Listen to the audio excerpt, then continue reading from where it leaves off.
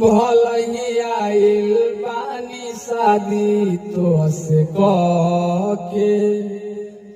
बाकिर दिल आपन केहू लगे धके बिना कसूर के आइल बानी दूर के पागला के अपनाए कीन के जवन मन करे कोलाए राजा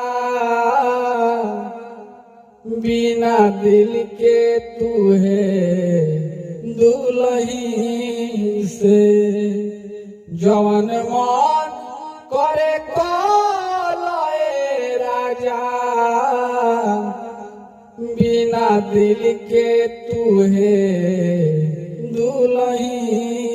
से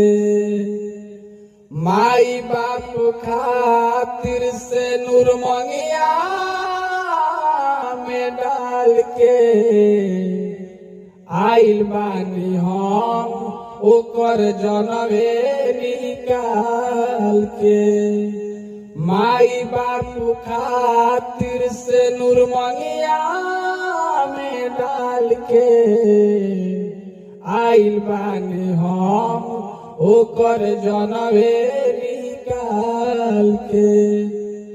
जाने कहाँ होई